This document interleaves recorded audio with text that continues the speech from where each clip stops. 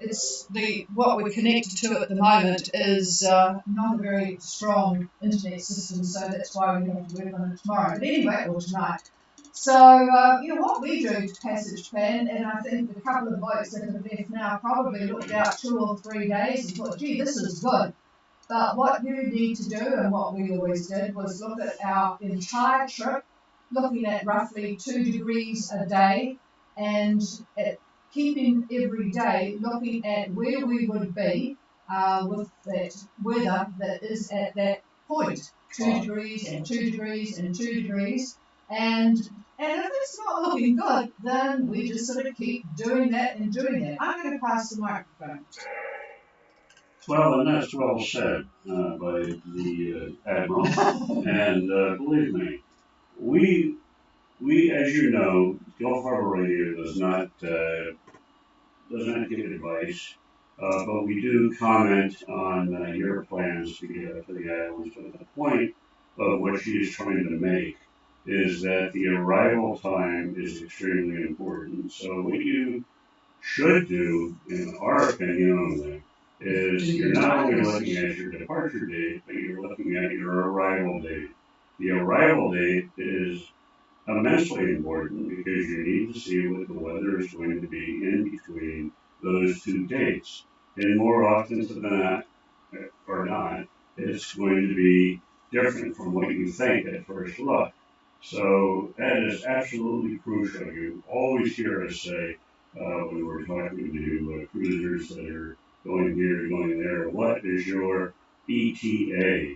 Well, we're not trying to make you do a math program, but we're trying to encourage people to look very, very carefully how long it's going to take to make the trip in average conditions. Now, we know that there are going to be reasons that you'll be slower, you'll be faster, but an average is good enough. And when you look at that average, look at what the weather is going to be during that period of time. And people get very, very surprised that as they get maybe 2/3 of the way, it turns to custard, and this is not very good.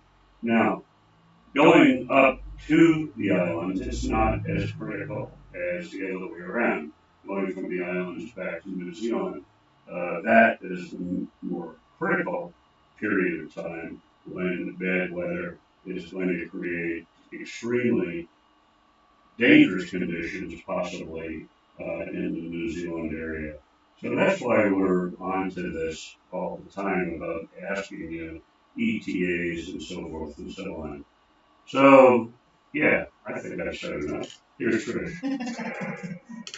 And of course, to get an ETA, you have to look at where you will be every day, say at noon, and then you will be seeing what sort of conditions the forecast people that you're looking at, whether it's NetView or Predict Wind or GFS or ECMWF or whoever it happens to be. In fact, do a couple of them, whether there's agreement between the couple of models that you've chosen.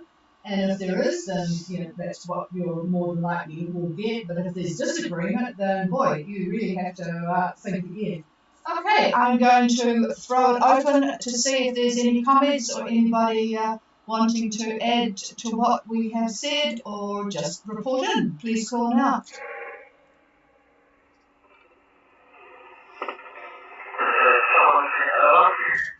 Good evening, Paul, and thank you for letting us know you were there, and at least the radio is working. We've got a bit of a problem with our Netgear router at the moment. It just decided to have a hissy fit. Maybe it's got COVID. Go ahead, Paul. We have the latest and we have a knots.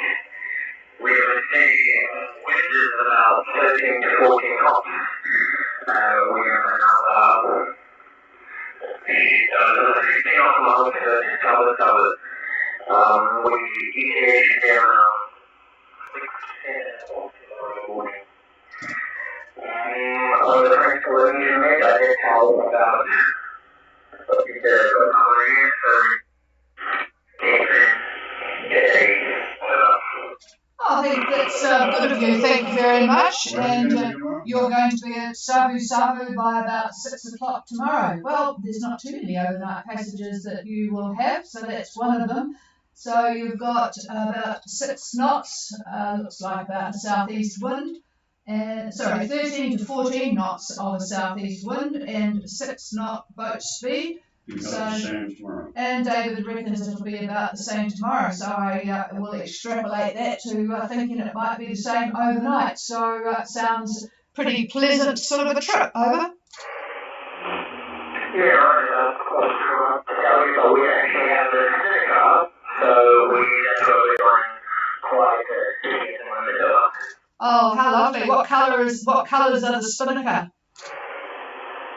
It's white and blue. So the Seneca Arctica it sits in the Georgia for quite a long while. So it's very nice to dry and sail a bit. Oh yeah, absolutely. And you're right about the Southwest Pacific is not a great place for heavy use of the Spinnaker. We finally took ours off the boat because it was just a pain in the neck in the road. So yeah, how lovely to be able to get it up and see it blooming in the air, which sounds very pleasant. 13 and 14, gosh, you couldn't get it any better for a Spinnaker run. So anyway, David, got anything? Hang on, I'll pass the microphone. Yeah, just a slight comment. I don't see it on the satellite imagery. A lot of cloud about, but not where you are, it would appear. It's to the northeast, northwest, to the south. The models are indicated right in the... Yeah, with the detective sitting down at any moment, and we'll get anything ready for the night if we need to jump out and get down to the country, just go down to the top and will be nice and easy.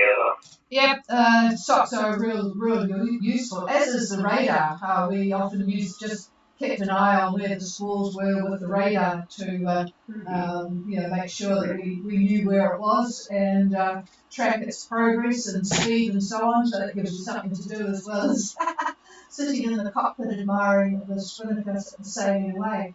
All right, well, have a great night all on board Somerset. Sounds absolutely wonderful. So I'm clear with the Spinnaker sailors, and is there anybody else?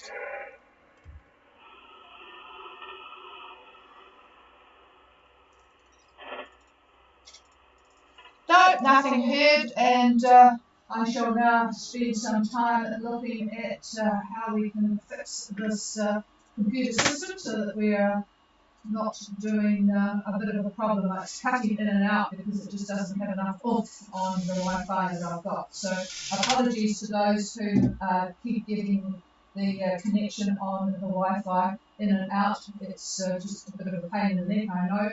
So YouTube won't be very happy about it. But anyway, we'll be back again tomorrow. Hopefully everything will be working. Have a very good night, everybody, and I'll just let you know what the weather has been like here. 16 degrees at the moment.